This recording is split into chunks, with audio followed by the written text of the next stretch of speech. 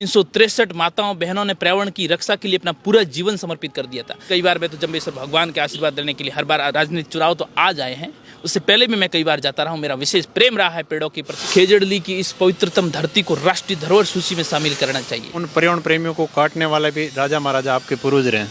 हम सब माता अमृता देवी की हम ऋणी हैं जिन्होंने पेड़ों की रक्षा। जातीय समीकरण भी बना था, लोकेंद्र सिंह जीवन सिंह एलिगेशन भी लगा था कि मोदी सिंह जी जोधा कुछ ले दे के बैठ गए। इस बार तो सामने बहुत मजबूत पार्टी फैमिली होता है, दीपक जाखड़, उनसे लेके बैठ जाऊंगा। पिताजी का कभी राजनीतिक पार्टी के अंदर कोई वर्चस्व नहीं रहा, तो इसलिए मैं राजनीतिक पार्टी का नहीं मानता अपना आप। ओल्ड कैंपस के ताला लगाया जा रहा था। जो शुरुआत से ही पिछले 18 साल से राष्ट्रीय स्वयंसेवक संघ का स्वयंसेवक हूँ, प्रथम वर्ष शिक्षित हूँ, कॉलेज विद्यार्थी प्रमुख का दायित्व रहा। मजबूती के साथ में चुनाव लड़ेंगे और 36 कौम को साथ लेके चुनाव को जीतेंगे भी। जयनारायण व्यास विश्वविद्यालय छात्र संघ राजनीति के अंदर एक किसी एमएलए एमपी के चुनाव से कम वर्चस्व नहीं रखता अध्यक्ष पद, और अब अध्यक्ष पद के दावेदार मोती सिंह जी जोधा हमारे साथ हैं, जिन्होंने पिछली बार भी दावा ठोका था, लेकिन वो क्या कारण रहे कि ये उस चुनाव के अंदर जो है बैठ गए थे और इनके साथी प्रत्याशी ने चुनाव जीता था, वो सारी बातें हम जानेंगे। मोती सिंह जी, सबसे पहले आपका स्वागत है। नमस्कार। पहले तो आपके इस जमसाद चैनल के माध्यम से देख रहे तमाम युवा साथियों को नमस्कार, मेरा प्रणाम। मोती सिंह जी, आप छात्र संघ राजनीति के अंदर दूसरी बार चुनाव लड़ रहे हैं, इस बार क्या रणनीति रहेगी? देखिए, रणनीति बनाने वाला मैं कौन होता हूँ? मैं तो बार बार यही कहता हूँ कि मैं एक निमित्त मात्र हूँ। रणनीति बनाने वाले, धरातल पे कार्य करने वाले ये सारे मेरे 36 कौम के भाई लोग हैं, जिनका ही वो प्यार और आशीर्वाद है। 36 कौम के भाई लोगों, भाइयों और बहनों का आशीर्वाद है, जिनके आशीर्वाद की वजह से, जिनकी प्रेम की वजह से मजबूती के साथ में मैं धरातल के ऊपर टिका हुआ हूँ। उन्हीं से मुझे वो ताकत मिलती है, जोश मिलता है, जुनून मिलता है, जिसके माध्यम से मैं धरातल पे कार्य कर रहा हूँ आज। मोती सिंह जी, पिछली बार आप चुनाव मैदान में दमखम से थे और बहुत अच्छा समर्थन भी था आपके साथ, लेकिन अचानक ऐसी क्या वजह हुई कि आपको उस चुनाव में बिठा दिया गया और अरविंद सिंह जी को उस चुनाव के अंदर नेतृत्व दिया गया? निश्चित तौर पर युवा साथियों का पिछली बार भी भरपूर प्यार और आशीर्वाद, जन समर्थन मेरे साथ में था। इस बार भी युवा साथियों का प्यार और आशीर्वाद मेरे साथ में। पिछली बार की जब आप बात करते हो तो उस समयकाल परिस्थितियां ऐसी बनी और बड़े भाई अरविंद सिंह जी भाटी का लास्ट साल था। इसको देखते हुए तमाम युवा साथियों के, 36 कौम के युवा साथियों ने, प्रबुद्ध नागरिक जनों ने तय किया कि अरविंद सिंह भाटी लास्ट साल है। आप सबको उसी दरमियान उस बात को ध्यान में रखते हुए हमने सब मजबूती के साथ में बड़े भाई के साथ में समर्थन किया, जिसके माध्यम से आज वो छात्र संघ अध्यक्ष है।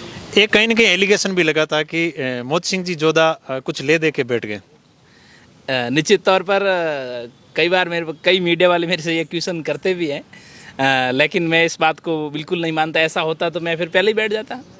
26 तारीख को चुनाव थे और पहले तो इसलिए नहीं बैठा जाता कि कुछ और मामला बढ़ जाए। हाँ, तो फिर तो इस बार भी ऐसा ही हो सकता है कि मोती सिंह परसों इसलिए खड़ा है और लास्ट में कुछ ले दे के बैठ जाएगा। इस बार तो सामने बहुत मजबूत पार्टी फैमिली खड़ी है। बद्रीराम सांस जाखड़ का पोता है दीपक जाखड़, उनसे लेके बैठ जाऊंगा।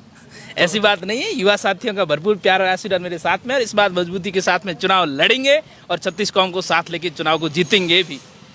कहा जाता है कि जातीय समीकरण भी बना था, लोकेंद्र सिंह, जीवन सिंह जी भी इस बार जातीय समीकरण में भी आपकी दौड़ में आपके साथ हैं। बिल्कुल, निश्चित तौर पर हम तीनों ही भाई मैदान के अंदर है और हम सब मिलके चुनाव लड़ेंगे और विश्वविद्यालय में 36 कौम के युवा साथियों को, सभी भाई लोगों को साथ में लेके विश्वविद्यालय के अंदर एक नया इतिहास रचेंगे। हम सब मिलके संगठन गढ़े चलो, सुफंत पर बढ़े चलो, भला हो जिसमें देश का, भला हो जिसमें युवाओं का, वो सब काम सब किए चलो, फूट का भरा गड़ा है फोड़ के बढ़े चलो, एकता के स्वर में गीत गुनगुनाना सीख लो। हम सब मिलके विश्वविद्यालय के अंदर एक नया इतिहास रचेंगे। देखो आगे आगे होता है क्या।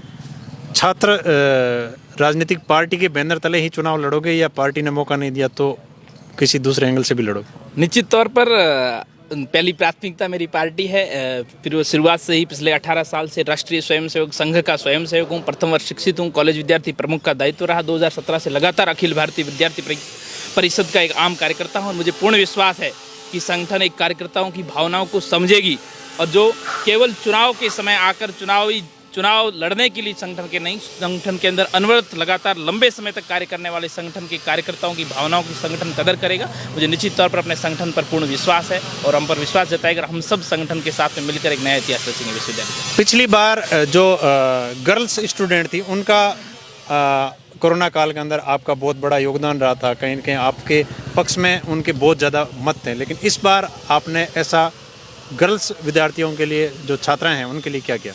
बिल्कुल निश्चित तौर पर केन की बहनों का भरपूर प्यार और आशीर्वाद मुझे आपने देखा होगा आज भी मिल रहा है। आज 50 से 60 के आसपास टीम ग्राउंड के केन कॉलेज के अंदर ग्राउंड के अंदर मेरी बहनें कार्य कर रही है। तो निश्चित तौर पर उन सब बहनों का भरपूर प्यार और आशीर्वाद मुझे मिल रहा है, जिनके माध्यम से मुझे वो मजबूती और ताकत मिलती है कि आज केन की बहनें लगातार मजबूती के साथ मेरे साथ में दिल से जुड़ी है और वो भी चाहती है कि ऐसा कोई छात्र संघ अध्यक्ष आए जो केवल छात्र संघ अध्यक्ष बनकर ही नहीं, छात्र संघ अध्यक्ष बनने के बाद में साल भर 365 दिन हमारा भाई बनकर हमारी आवाज़ को मजबूती के साथ में कौन उठा सकता है, इस बात को केन की बहनें भलीभांति जानती है, समझती है, परखती है। यही एक कारण है कि केन की बहनों का भरपूर प्यार और आशीर्वाद और जन समर्थन मुझे मिल रहा है, जिनके बलबूते पर आज भी मैं ग्राउंड के अंदर टिका हुआ हूँ। अरविंद सिंह जी भाटी के जो चुनाव के अंदर रविंदर सिंह जी का पूर्ण रूप से सहयोग था, क्या वो सहयोग आपके इस चुनाव में रहेगा? निश्चित तौर पर केवल अरविंद सिंह भाटी का ही नहीं, रविंदर सिंह भाटी का ही नहीं, अरविंद सिंह, रविंदर सिंह भाटी और जितने भी पूर्व के छात्र संघ अध्यक्ष रहे हैं, पूरे समाज के जितने मौजूद लोग हैं, 36 कौम के युवा साथी है, जितने भी पूर्व छात्र संघ अध्यक्ष हैं, उन सब का भरपूर प्यार और आशीर्वाद मुझे मिल रहा है, आज भी मिल रहा है, उनका गाइडेंस मिल रहा है। हम सब मिलकर उनके आशीर्वाद के माध्यम से ही विश्वविद्यालय के अंदर एक नया इतिहास। लेकिन अभी तक ऐसा कोई सार्वजनिक स्टेटमेंट नहीं आया रविंदर सिंह जी। बिल्कुल, आप देखिए समय समय पर आता है, वो भी अपने क्षेत्र के अंदर लगे हुए हैं, जल्दी उनका भी स्टेटमेंट आपके सामने आ जाएगा। अभी तक चुनाव की डेट भी नहीं आई, उससे पहले हम उम्मीद भी नहीं कर सकते, लेकिन बहुत जल्द हम सब मिलकर विश्वविद्यालय के अंदर एक नया इतिहास रचेंगे। जब हमने कवरेज की थी, एक वाकया हुआ था जब एक बालिका के साथ ओल्ड कैंपस के अंदर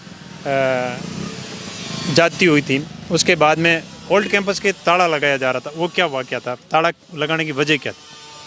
देखिए, वो घटना हुई थी, तो मैंने पहले भी इस घटना की, ये घटना मानवता को शर्मसार घटने वाली घटना है, ऐसी घटना का कोई समर्थन नहीं करता है।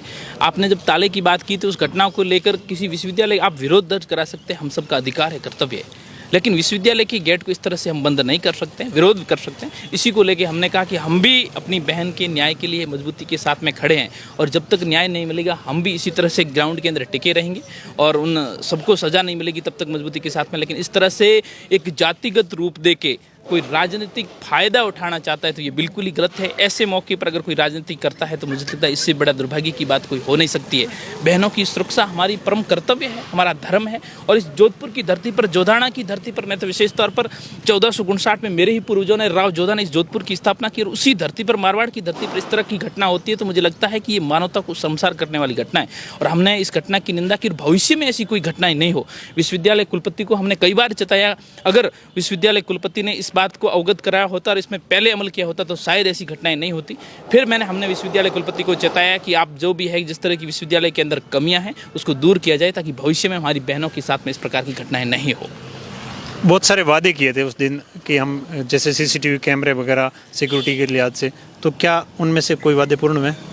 निश्चित तौर पर हमने विश्वविद्यालय के कुलपति महोदय के सामने मजबूती के साथ में इस वादे को रखा कि आप विश्वविद्यालय कैंपस के बाहर गार्ड की, आपके कागजों के अंदर 50-50 गार्ड है लेकिन धरातल पे, ग्राउंड पे एक भी गार्ड नहीं दिखता है। आप सीसीटीवी एक भी कैमरा नहीं दिखता है, दीवारें टूटी फूटी पड़ी है। मजबूती के साथ में इस बात को रख रहे थे, आज भी रख रहे हैं। दीवार का काम फिर भी शुरू हुआ है लेकिन कह रहे हैं कि अभी जल्दी ही कैमरे हम व्यवस्था शुरू कर देंगे, गाड़ी की व्यवस्था कर देंगे। उम्मीद है कि जल्दी जल्दी करेंगे। अगर नहीं करेंगे तो हम तमाम छात्र शक्ति को एक बार साथ में लेके उग्र आंदोलन करेंगे और जब तक मांगे नहीं मानेगी कि हम वहाँ पर भूख हड़ताल पर बैठेंगे। जब तक हमारी मांगे पूरी नहीं होगी, अभी हमें इंतजार है। कुलपति महोदय ने कहा था कि जल्द सारा का सारा काम हो जाएगा, अगर नहीं होगा तो हम उग्र प्रदर्शन के लिए भी तैयार रहेंगे।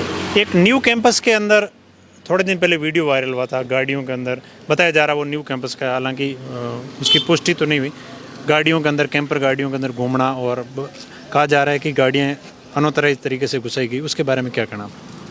देखिए, न्यू कैंपस की जब मैं बात करूँ तो बहुत बड़ा परिसर है। न्यू कैंपस एक वीरान जंगल की तरफ बदला हुआ पड़ा है। सारा का सारा आप जाओगे तो झाड़ियाँ ही झाड़ियाँ पड़ी न्यू कैंपस के अंदर। कौन सा डिपार्टमेंट कहाँ पर है ये भी तय नहीं कर सकते हैं। आखिर न्यू कैंपस के अंदर कौन आ रहा है, कौन जा रहा है, किसका एडमिशन है, कौन घूम रहे हैं, कोई अता पता नहीं है। हमने विश्वविद्यालय प्रशासन को कई बार चेताया कि यार ये विश्वविद्यालय है, नाती का बाड़ा नहीं है, तो इसे किस तरह से हम सुधार सकते हैं। यहाँ पर जो आ रहे हैं भय का जो वातावरण है वो खत्म हो, ताकि यहाँ पर एक पढ़ाई का सुशिक्षित वातावरण बन सके, ताकि युवा यहाँ कर पढ़ सके।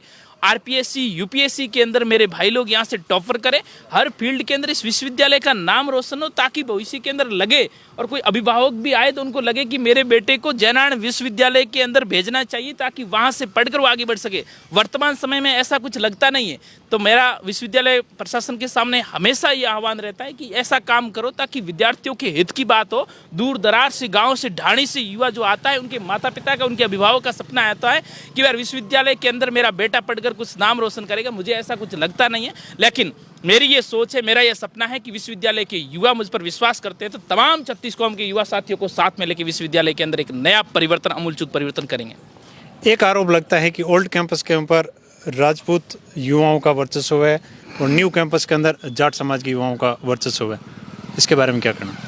निश्चित तौर पर ऐसा कुछ नहीं है। न्यू कैंपस देखिए, किसी भी राजस्थान के कोई भी चुनाव के अंदर आप देखो, कई लोग ये भी कहते हैं कि यहाँ पर दो जातियाँ चुनाव लड़ती है, आपने भी सुना होगा।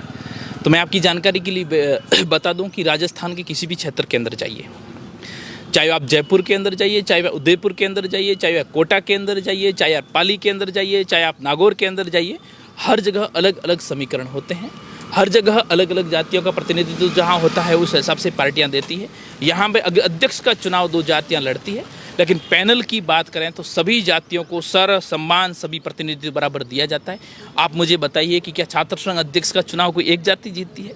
36 कौम के युवा साथी जब उसको वोट करते हैं तब वो छात्र संघ अध्यक्ष बनता है। कौन सा व्यक्ति ऐसा कह सकता है कि मैं अपनी जाति के दम पर छात्र संघ अध्यक्ष बना है? बता दीजिए एक भी। नहीं, 36 कौम के युवा लोग तय करते हैं, 36 कौम के भाई और बहन तय करते हैं कि हमें विश्वविद्यालय का भविष्य, हमारा नेता कैसा चुनना है, जो 365 दिन हमारा भाई बनकर हमारे साथ में मजबूती के साथ में हमारे आवाज़ को उठाए। ऐसा लोग 36 कौम की युवा शक्ति तय करते हैं। एक पर्यावरण का धरना था जोधपुर के अंदर और उससे कुछ दिन पहले ये छात्र बालिका के साथ जाति वाली घटना हुई थी। उस धरने के अंदर आप गए थे तो बहुत सारे लोगों ने कहा कि ये सिर्फ राजनीतिक फायदे उठाने का लिया है। देखिए, पर्यावरण की घटना, पर्यावरण की सुरक्षा की जानकारी हम सबको होनी चाहिए, और मैं ऐसे मौके पर कहीं जाता हूं तो अपनी राजनीति को कैंपस के अंदर छोड़ के जाता हूं। पर्यावरण की घटना की जब मैं बात करता हूं, दुनिया जब पर्यावरण की घटना की बात करते हैं तो दुनिया ने आज पर्यावरण की बात शुरू की है, लेकिन हमारे जम्बेश्वर भगवान ने आज से 400 वर्ष पूर्व पर्यावरण की शिक्षा दी थी। 363 माताओं बहनों ने पर्यावरण की रक्षा के लिए अपना पूरा जीवन समर्पित कर दिया था।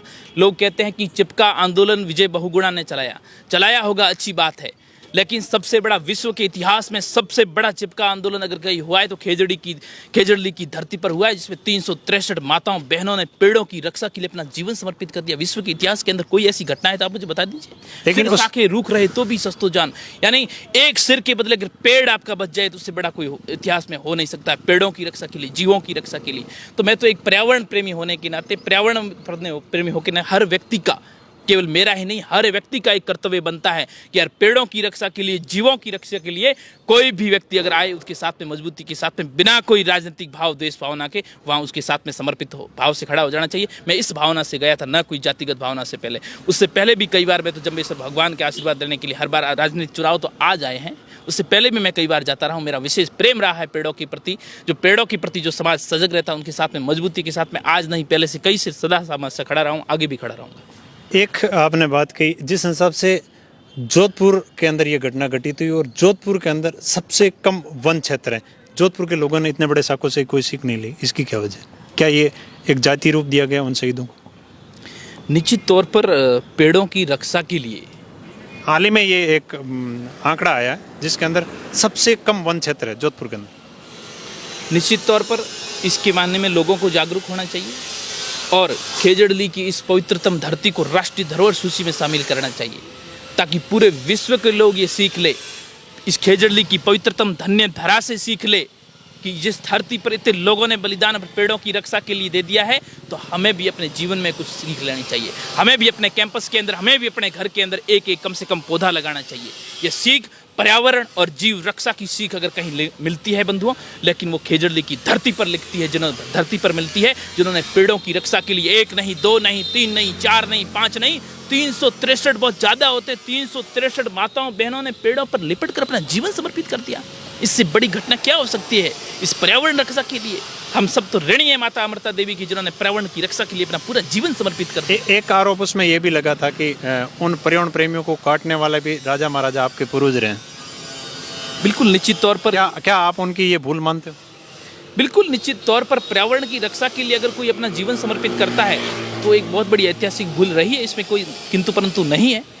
लेकिन उस भूल के माध्यम से जिन्होंने आज पेड़ों की रक्षा के लिए अपना पूरा जीवन समर्पित किया, पूरा विश्व उनको याद करता है। हम सब माता अमृता देवी की हम ऋणी हैं जिन्होंने पेड़ों की रक्षा के लिए अपना जीवन समर्पित किया और पूरा विश्व उनसे आज प्रेरणा ले रहे हैं कि पेड़ों की रक्षा के लिए अपना जीवन समर्पित कर लिया। हम भी उनसे कहीं ना कहीं सीख लेते हैं कि पेड़ों की रक्षा के लिए कोई भी समाज हो, विश्व का कोई भी हो, तो अगर पेड़ों की रक्षा के लिए आपको सीख लेने कहाँ जाना पड़ेगा, तो विष्णु समाज से सीखो, माता अमृता देवी से सीखो। तो उस समय की ऐतिहासिक भूल रही होगी, क्या परिस्थितियाँ रही होगी, लेकिन ये ऐतिहासिक मैं भूल कहूँगा कि पेड़ों की रक्षा के लिए इतना बड़ा अगर बलिदान हुआ है तो ऐसा उनको सोचना चाहिए। आपके सामने एक राजनीतिक परिवार से आपने पूर्व में जिक्र किया है, लेकिन वो बोलते हैं कि मेरे दादाजी ने जरूर चुनाव लड़ा, लेकिन मेरे पिताजी का कभी राजनीतिक पार्टी के अंदर कोई वर्चस्व नहीं रहा, तो इसलिए मैं राजनीतिक पार्टी का नहीं मानता अपना आप। कैसे नहीं, जिनके दादाजी ने चुनाव लड़ा है, लगातार चुनाव लड़ा है। अब जिसके दादाजी सांसद हो, ये नहीं हो सकता कि उसका बेटा राजनीति के अंदर हो ही नहीं। कहीं ना कहीं उनका टचअप तो रहा होगा, व्यवस्था अलग संभाली होगी, लेकिन कहीं ना कहीं उनका मैनेजमेंट संभालने वाला तो वही होगा। तो राजनीति के अंदर एक सांसद का परिवार है और उसी दरमियान वो लग रहे हैं धरातल पे। मैं तो एक साधारण परिवार सा हूँ, आज मैदान के अंदर टिका हूँ, तो 36 कौम के प्यार और आशीर्वाद की वजह से आप भी इस बात को जानते हैं, समझते हैं कि युवा साथियों के प्यार और आशीर्वाद पे धरातल पे टिका और उनका इतना अपार प्यार और समर्थन मिल रहा है कि मुझे कभी पीछे मुड़कर देखने की आवश्यकता पड़ती नहीं। कहा जाता है राजनीतिक पार्टियों के परिवार को वर्चस्व ज़्यादा होता है, क्या एक साधारण परिवार का बच्चा उनके सामने टिक पाएगा? बिल्कुल, बड़ा कठिन काम है। मैं इस परिस्थिति से गुजरा हूँ और हर परिस्थिति का सामना करते हुए यहाँ तक बढ़ा हूँ, तो युवा साथियों का प्यार और आशीर्वाद ही है। लेकिन इस धनबल और बाहुबल की राजनीति को मेरा एक प्रयास है कि एक साधारण छात्र तक लाने का प्रयास होता है, ताकि हर एक गांव और ढाणी से आने वाला परिवार जिसके अंदर क्वालिटी है, जिसके अंदर योग्यता है, जिस छात्र के अंदर, वो छात्र राजनीति के अंदर आना चाहता है, लेकिन धनबल और बाहुबल नहीं होने के कारण उसके सारे सपने चूर हो जाते हैं। तो मेरा यही प्रयास है कि उस धनबल और बाहुबल की छात्र राजनीति को एक आम छात्र तक कैसे लाया जा सके, ताकि एक आम छात्र भी जिसके अंदर क्वालिटी और योग्यता है वो विश्वविद्यालय के विश्वविद्यालय के अंदर आगे बढ़ सके और अपना सपना साकार कर सके। मेरा यह प्रयास है और काफ़ी हद तक सफल भी हुआ हूं और 36 कौम के युवा साथियों का भरपूर प्यार और आशीर्वाद रहा, तो निश्चित तौर पर इस लक्ष्य में हम सफल होंगे, ताकि मजबूती के साथ में विश्वविद्यालय के अंदर एक परिवर्तन करेंगे, ताकि मेरे गाँव और ढाणी से आने वाले हर युवा की समस्या का समाधान बिना कोई सिफारिश के वहाँ पर आए अपना काम हो। ऐसा मेरा सपना है। इस सपने को मैं अकेला पूरा नहीं कर सकता हूँ, हम सब युवा साथी मिलकर इसको करेंगे। क्योंकि मत पूछ मेरी मंजिल कहाँ है, मैंने तो अभी चलने का इरादा किया है, न कभी हारा हूं न कभी हारूंगा, क्योंकि ये वादा मैंने किसी और से नहीं अपने आप से किया है।